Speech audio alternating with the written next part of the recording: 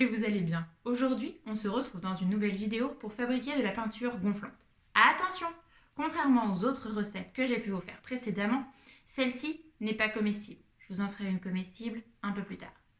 En attendant, je vous laisse avec la suite de la vidéo en espérant que ça vous plaira. Et c'est parti! Donc, pour cette vidéo, vous aurez besoin de 3 pots pour mettre votre peinture, de colorants alimentaires, de colle, donc je l'ai mis dans un verre, il y a à peu près ça.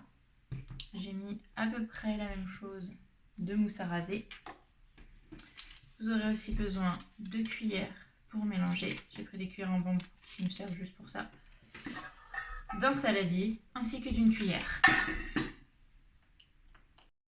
Pour la deuxième partie de la vidéo, vous aurez besoin d'une feuille cartonnée, d'eau, de soupe à lin ou d'une serviette, d'un pinceau, ou pour après pouvoir changer, vous pouvez utiliser aussi des cotons-tiges, ou là par exemple c'est les attaches des cadres par exemple. Voilà, donc je pense que je vais prendre cela. Des petits trucs en bois comme ça. Donc dans un premier temps, on va mettre la mousse à raser.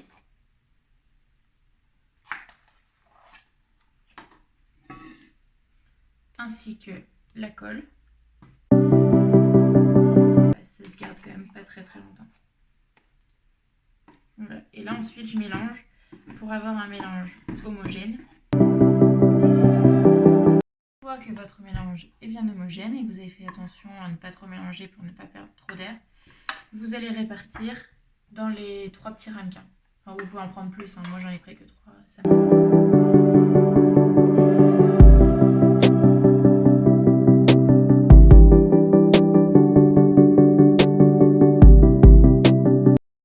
Donc voilà, une fois que c'est bien réparti dans vos 3 pots, vous pouvez mettre les colorants alimentaires.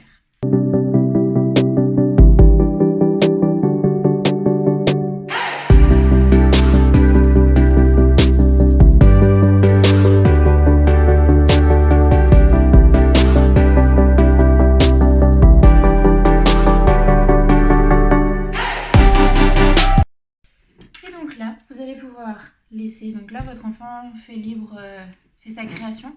Alors il faut savoir qu'il faut quand même laisser un petit peu de relief pour mieux que ça gonfle. Donc là voilà par exemple. Et après là vous faites votre peinture.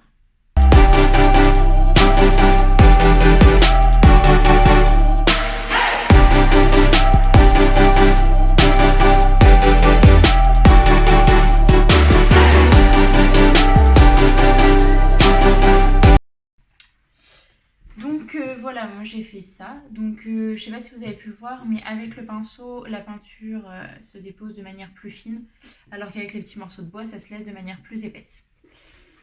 Donc voilà, une fois que votre enfant a fini sa création, vous pouvez la mettre à sécher pendant plusieurs heures. Donc on se retrouve tout à l'heure. À tout de suite!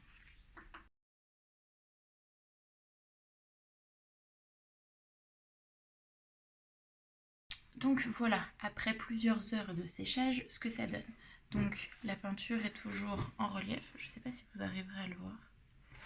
Elle a séché, alors elle n'a pas plus gonflé, mais elle est toujours restée avec du relief, surtout sur les endroits où il y avait beaucoup de peinture, comme ici, comme ici.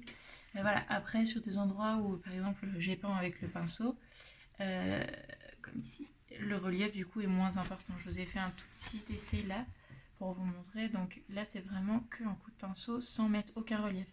C'est encore tout plat. Après au niveau de l'aspect c'est très agréable à toucher, mais voilà, c'est pas gonflé, c'est vraiment ça sèche, ça fait un peu cet aspect comme vous pouvez le voir un peu mousse, enfin, ou ouais, les petites bulles d'air quoi.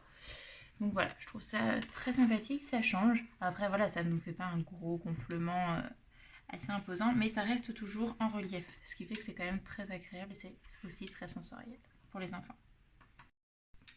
Et voilà, la vidéo est maintenant terminée. J'espère qu'elle vous aura plu à vous et à votre enfant. Si c'est le cas, n'hésitez pas à liker, à commenter et à partager la vidéo. On se retrouve très bientôt pour une prochaine création. Ciao ciao!